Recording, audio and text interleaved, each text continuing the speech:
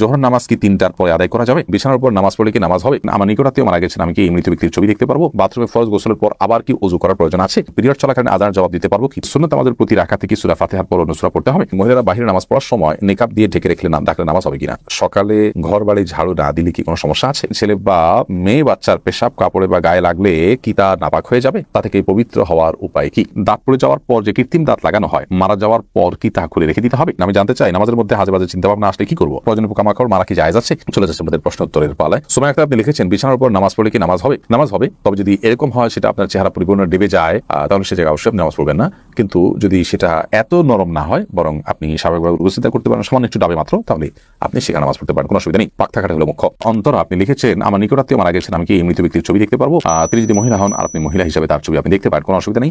তবে মানুষের মৃত্যুর পর অনেক সময় ছবি চেহারা বিকৃত হয়ে যায়, এরকম ছবি তোলা উচিত নয়। মমতাজ খাতার আপনি লিখেছেন, পিরিয়ড চলাকালীন আযানের জবাব দিতে পারবো কি? পারবেন, কোনো অসুবিধা নেই। আযানের জবাব দিবেন এবং আযানের জবাব দেওয়ার ফজিলত যেটি সেটা আপনি পাবেন, কারণ পিরিয়ড চলাকালীন নির্দিষ্ট কিছু কাজ বাদে বাকি সব আমলগুলো আপনি করতে পারবেন। সোনালী খানম ইতি আপনি লিখেছেন, ছেলে বা মেয়ে বাচ্চার পেশাব কাপড়ে বা গায়ে লাগলে কি তা নাপাক হয়ে যাবে? তা থেকে পবিত্র হওয়ার উপায় কি? যদি ছোট বাচ্চা হয়, দুগ্ধপোষ্য বাচ্চা যে দুধের উপর শুধু বেঁচে থাকে, তাহলে সেক্ষেত্রে সেরকম ছেলে বাচ্চার কাপড়ে পেশাব লাগলে সেখানে আপনি ছিটা দিলে সেটা পাক হয়ে যাবে, বা সে ব্যাপারে যথেষ্ট ছাড় আছে এবং শিথিলতা আছে। মেয়ে বাচ্চা হলে অবশ্য তারটা ভালো করে যথাযথভাবে দিতে হবে। আর যদি দুগ্ধপোষ্য না হয়, অর্থাৎ দুধের পাশাপাশি অন্য কিছু খায় বা অন্য কোনো বাইরের খাবারের উপর সে ডিপেন্ডেন্ট থাকে, তাহলে সেক্ষেত্রে এই বাচ্চার পেশাব লাগলে সেটাকে আপনি যথাযথভাবে অন্য সাধারণ পেশার মতোই ধৌত করে পবিত্র করতে হবে। সুমাইয়া বিনতে আনোয়ার আপনি লিখেছেন, মহিলারা বাহিরে নামাজ পড়ার সময় নিকাব দিয়ে ঢেকে রাখলে নামাজ হবে কিনা? সর্বাবস্থা মুখ খুলে নামাজ পড়বেন। হাদিসে মুখ ঢেকে নামাজ পড়বেন নিষেধাজ্ঞা আছে, সেই নিষেধাজ্ঞা নারী পুরুষ সকলের জন্য প্রযোজ্য।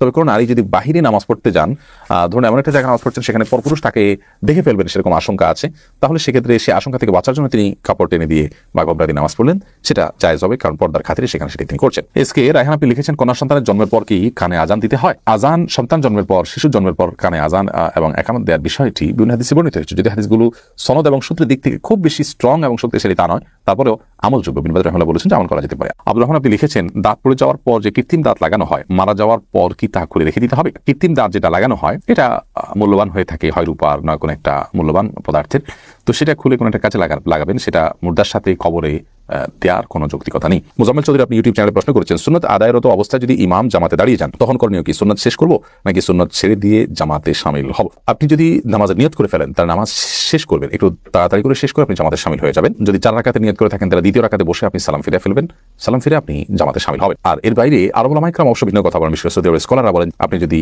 নামাজ নফল বা সুন্নতের নিয়ত করেন, ফরজ শুরু হয়ে যায়, যেহেতু ইদা উকিমাতিস সালাতু ফালা সালাতা ইল্লাল মাকতুবা হাদিসে আসছে, যখন ইকামত দেওয়া হয় তখন ফরজ ছাড়া কোনো নামাজ পড়া যাবে না। সেই হাদিসের কারণে আপনি নামাজ ভেঙে হলেও সাথে ফরজ নামাজে যুক্ত হবে। তো প্রথমত উলামা ইকরাম যারা বলেন যে নামাজ ভাঙবেন না, বরং দ্রুত শেষ করে একামত দিবেন, তাদের বক্তব্য হাদিসে বলা আছে যে একামত শুরু হলে আর কোনো নামাজ নয়, এর মানে হলো অন্য কোনো নামাজ শুরু করা যাবে না। একামত হয়ে গেছে, এখন আমরা অন্য কোনো নামাজ শুরু করবো না, আগে থেকে শুরু করা হয়ে গেছে, এখন ভেঙে ফেলবো, হাদিসে এটা বোঝানো হয়নি। আর এই দলিল হিসেবে একটি আয়াত পেশ করা হয়, লা তুতলা আমালাকুম, আল্লাহ বলেছেন তোমরা তোমাদের আমলকে বাতিল করে দিও না, নষ্ট করে দিও না, যার কারণে নামাজ না ভেঙে দ্রুত শেষ করে জামাতে শামিল হবে।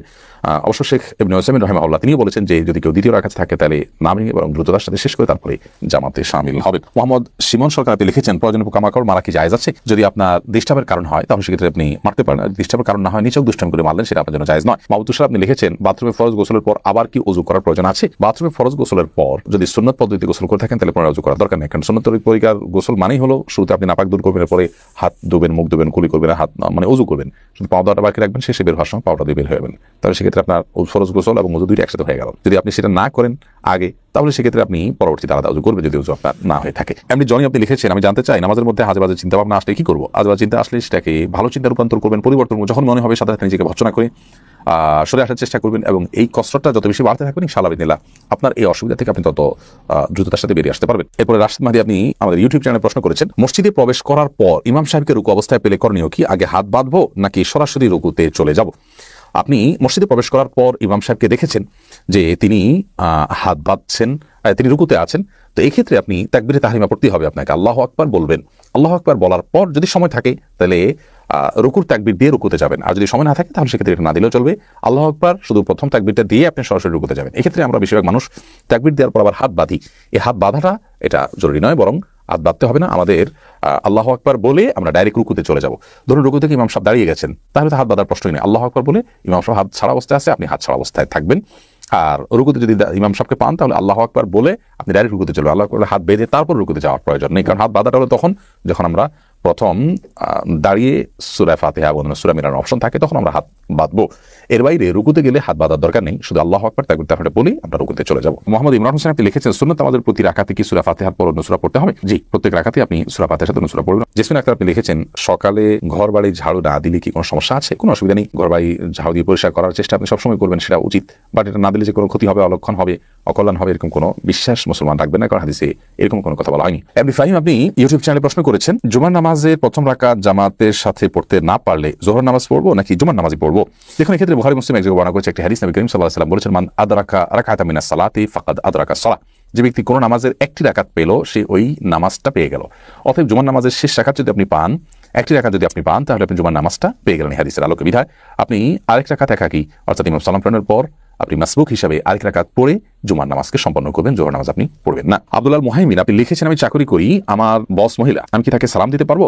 নারী পুরুষ একে অন্যকে সালাম দিতে পারবেন কিনা এ নিয়ে দুটি মতের মধ্যে থেকে একটি মত হলো যে আপনি দিতে পারবেন, বিশেষ করে কণ্ঠের মধ্যে বিশেষ কোনো কমলতা কৃত্রিমতা সৃষ্টি না করে স্বাভাবিক সালাম দেওয়া বা নেওয়া করতে পারবেন, কারণ নারী পুরুষ প্রয়োজনে কথাবার্তা বলতে পারে, বিশেষ করে যখন কোনো কথা বলতে হবে তো কথা বলার আগে সালাম দিতে হয়, সেই হিসাবে সালাম দিয়ে আপনি কথা বলবেন, এতে কোনো দোষী কিছু নেই। তবে হ্যাঁ, কথা ভিতরে কৃত্রিমতা সৃষ্টি করবেন না, যদি অনেকগুলো আমাকে এটাকে নিষেধ করেন। এরপরে অমিতা আখতার অমি আপনি লিখেছেন, জোহর নামাজ কি 3টার পরে আদায় করা যাবে? এটা ভেরি করবে পৃথিবীর কোন জায়গায় আপনি আছেন, এখানে আসর ওয়াক্ত কখন হয় সেটার উপরে। আসর ওয়াক্ত হওয়ার আগ পর্যন্ত আপনি জোহর ওয়াক্ত পড়তে পারবেন। ওয়াসিমউদ্দিন আপনি লিখেছেন, স্বামী মারা যাওয়ার পর স্ত্রী কি তার বাড়ি থেকে বের হতে পারবেন না? এই বিষয়ে শরীয়তের বিধান কি? স্বামী মারা যাওয়ার পর স্ত্রী 4 মাস 10 দিন পর্যন্ত শোক পালন করবেন। এই শোক পালনের অংশ হিসাবে তিনি অন্যত্র বিবাহ বন্ধনে আবদ্ধ হবেন না, এবং যে বাড়িতে স্বামীর মৃত্যুর সময় ছিলেন সেই বাড়িতে তিনি 4 মাস 10 দিন অবস্থান করবেন। এই বাড়ি থেকে তিনি বের হতে পারবেন না, এর মানে এই নয় যে তিনি ঘর থেকে আর বের হতে পারবেন না, উঠানেও যেতে পারবেন না। ব্যাপারটি হলো এরকম যে ওই বাড়ির যে চৌহদ দিয়ে ওইটা থেকে বের হয়ে তিনি আরেক বাড়িতে যাওয়া, বাপের বাড়িতে, ভাইয়ের বাড়িতে বা কোনো বিয়ে শাদিতে, মার্কেটে, অন্য কোথাও, এটা তিনি করতে পারবেন না, বরং এই সময়টা তিনি নিজেকে ওই জায়গাতে রাখবেন এবং সাধারণ কাজকাম তিনি করবেন। একান্ত যদি নিরুপায় হন, অসুস্থ হয় বা অন্য কোনো কারণ দেখা দেয়, বিশেষ কারণ যেখানে বের হওয়া ছাড়া কোনো উপায় নেই, তাহলে সেক্ষেত্রে তিনি বের হতে পারবেন ওই প্রয়োজনীয় কাজটির জন্য শুধুমাত্র। শশীমণি আপনি আইডি থেকে লিখেছেন, অজু ছাড়া কি সবসময় আস্তাগফিরুল্লাহ পড়া যাবে? যাবে, কোনো অসুবিধা নেই, আস্তাগফিরুল্লাহ পড়ার জন্য অজু আবশ্যক নয়। ওমর ইসলাম সিয়াম আপনি লিখেছেন, আমার মা অনেক রাগী, প্রায় সবসময় আমাকে অনেক অভিশাপ দেয়, এটা আমার কি কোনো ক্ষতি হবে? আমার করণীয় কি? ভাই ওমর, আপনার করণীয় হলো আপনার মা যাতে আপনার প্রতি রাগান্বিত না হন সেভাবে আপনি চলার চেষ্টা করবেন, যত সম্ভব তাকে আপনার আস্থায় আনার চেষ্টা করবেন। এরপরেও তিনি যদি আপনার প্রতি রাগান্বিত হন বা রেগে অন্যায়ভাবে আপনাকে অভিশাপ দেন, তাতে আপনার কিছু হবে না ইনশাআল্লাহ। আল্লাহ তাআলা কোরআনে কারীমে বলেছেন যে লা ইয়াজুলুল্লাহু আশ-শাররা ইসতা'জালহুম বিল খাইর লাকুদিয়া ইলা আখির আয়াহ। আল্লাহ তাআলা বান্দার মন্দ চাওয়াগুলোকে যদি চাওয়ার সাথে সাথে দিয়ে দিতেন, যেরকম ভালোগুলো চাওয়ার পর আল্লাহ তাআলা সাথে সাথে দিয়ে দেন, তাহলে সেক্ষেত্রে বহুত আগে মানুষ শেষ হয়ে যেত। এই আয়াত থেকে বোঝা যায় যে আমরা ভুল অভিশাপ দেওয়ার পর আবার আমরা ফিরে আসি না, আমার এই অভিশাপ দেওয়াটা ঠিক হয় না। মা বাবার সময় অভিশাপ দেওয়ার পর তারা নিজেরা আবার সন্তানের কল্যাণের দিক বিবেচনা করে সেখান থেকে সরে আসেন। তো এইরকম যদি হয় তাহলে সেক্ষেত্রে সেই বদ্ধ আপনার জন্য কোনো ক্ষতিকর হবে না ইনশাআল্লাহ বিদিনিল্লাহ। আর দ্বিতীয়ত হলো, অন্যায়ভাবে না বুঝে ভুল বুঝে আপনাকে বদয়া দিলে আল্লাহ রাব্বুল আলামিন হাকিমিন, তিনি সবচেয়ে বড় বিচারক। তুমি দেখছেন যে আপনার কোনো দোষ নেই, বিধায় আল্লাহ তাআলা আপনাকে এর থেকে হেফাজত রাখবেন, কোনো ক্ষতি আপনার হবে না। তবে আপনার জায়গা থেকে চেষ্টা করতে হবে যে মায়ের প্রতি যেন সর্বোচ্চ সুন্দর আচরণ এবং ভালো আপনি করতে পারেন। আমার আম্মার কবরে বড় বড় গাছপালা হয়েছে, তা কি কাটা যাবে? জি, বিশেষ করে যখন সেটা আবর্জনার পর্যায়ে থাকবে আপনি কেটে সেটাকে পরিষ্কার করতে পারেন, কোনো অসুবিধা নেই।